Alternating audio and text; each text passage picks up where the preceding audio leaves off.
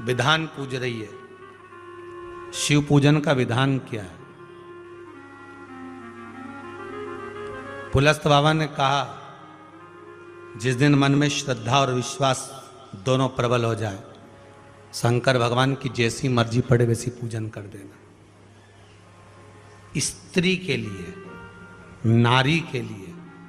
पुलस्त ऋषि कहते हैं भगवान को रिझाने के लिए विधान की जरूरत स्त्री को नहीं है।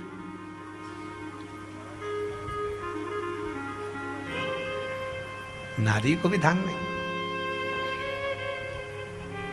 आप तो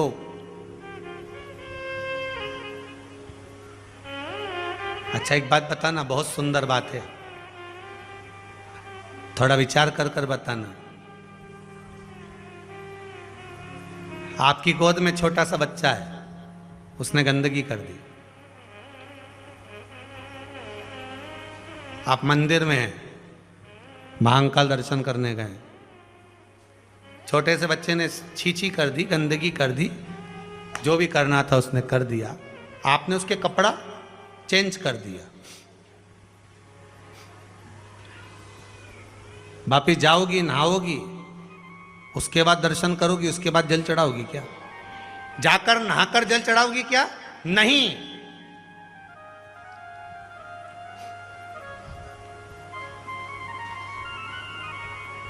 क्यों? क्योंकि छोटा बच्चा अगर गंदगी भी कर देता है, छोटा बच्चा अगर कुछ कर भी देता है, तो परमात्मा ने कह रखा है इसके लिए सब माफ है। उसी तरह आप बच्चा काम, लोभ, आसक्ति, तृष्णा, वासना से दूर है, जब तक वो माया में नहीं पड़ा। हाँ, उसके बाद बड़ा हो गया और उसने गंदगी करी तो आपको फिर आप स्नान करना पड़ेगा, पर जब तक वो गोदी में है, वो कुछ भी करता है, उसका कोई दोष नहीं है। आप भी जितनी माताएं हैं, परमात्मा ने इनको कह रखा है केवल रजस्वला धर्म के वो 7 दिन आपको शिव का स्पर्श नहीं है।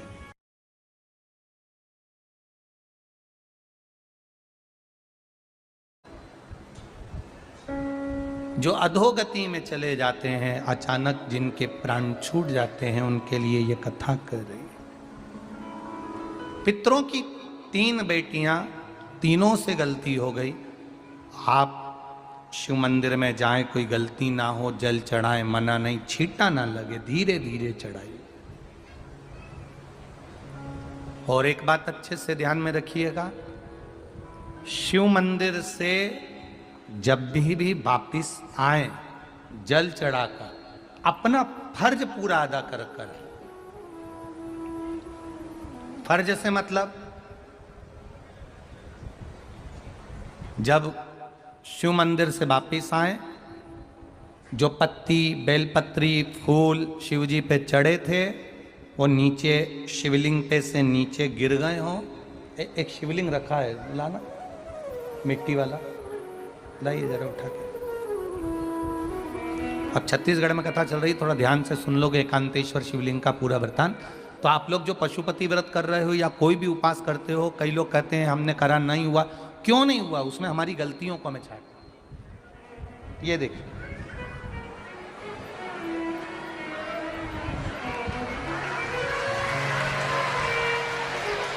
अब जैसे ये शिवलिंग रखा है, आपने जल चढ़ाया, अब जल आप यहां से चढ़ा रहे हो तो धीरे धीरे धीरे धीरे चढ़ाएं, जिससे छींटे बाहर ना, यहां तक छींटे रहे ना, जलाधारी तक चलेगा, बाहर ना गिरे।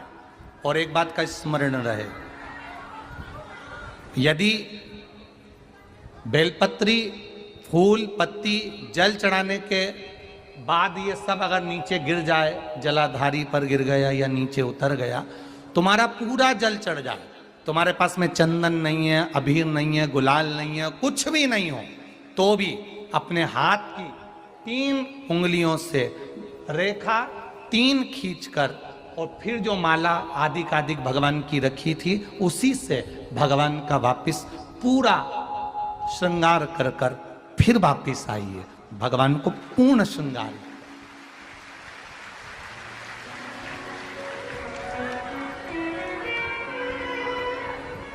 भगवान का पूर्ण श्रृंगार कर कर आई है। कई लोग जल चढ़ाने के बाद में भगवान का जो फूल पत्ती नीचे रखी रहती है, आप, हम ये नहीं कह रहे कि आप अपने घर से लेकर जाओ, आपके पास में कुछ नहीं, एक लोटा जल चढ़ाओ, जल चढ़ाया, जो फूल पत्ती नीचे रखी हुई है उसी को उठाकर उसको रखकर उसी फूल से भगवान का खूब सुंदर श्रृंगार भगवान का कर कर फिर आई है।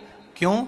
शिव का जब हम श्रृंगार कर कर आते हैं, माता पार्वती जी ने देव अधिदेव महादेव का श्रृंगार किया है, आप लोगों के स्मरण में होगा।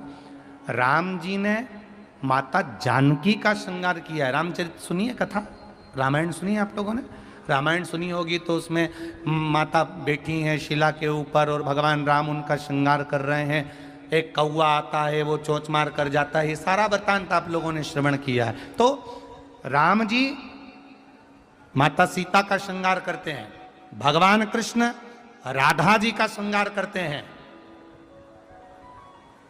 केवल एक देव अधिदेव महादेव की कथा ऐसी है जिसमें पार्वती जी शिव जी का श्रृंगार करती हैं। शिव का श्रृंगार किस लिए? क्यों?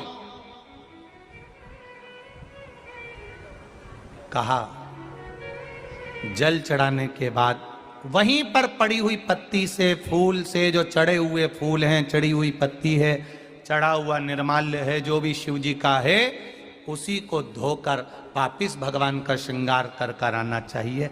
किस लिए? कि हे भोलेनाथ, जब मैं इस संसार सागर से जाऊं, अखंड सुहाग लेकर पूरी श्रृंगार कर कर इस धाम से जाऊं, ऐसी कृपा बना।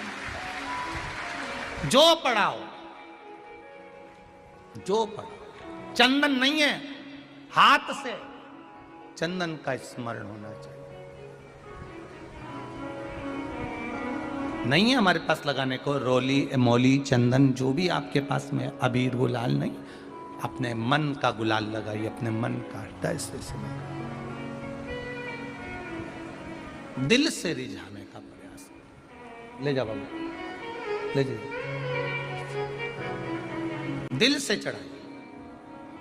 और जब भाव से, दिल से आप आनंद के साथ देव अधिदेव महादेव का आप पूजन करो, उसमें गलती ना हो, गलती ना।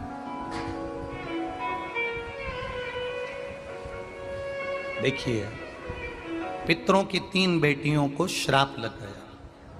श्राप क्या लगा? तुम्हें पृथ्वी पर जाना पड़ेगा, मृत्यु लोक में जाना पड़ेगा, और तुम्हें मृत्यु लोक में जन्म लेना पड़ेगा। मृत्यु लोक में जाना पड़ेगा और तुम्हें जन्म लेना पड़ेगा। अब दुख आ गया।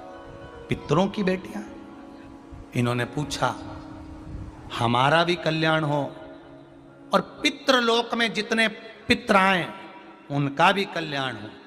जो अधोगति में, जैसे हमारी गति बिगड़ी है, हम अभी युवान अवस्था में हैं, आपको चोट लगी, आपने हमको श्राप दिया, मान लो कोई अधोगति में प्राण छोड़कर चला जाता है, उसका उद्धार कैसे?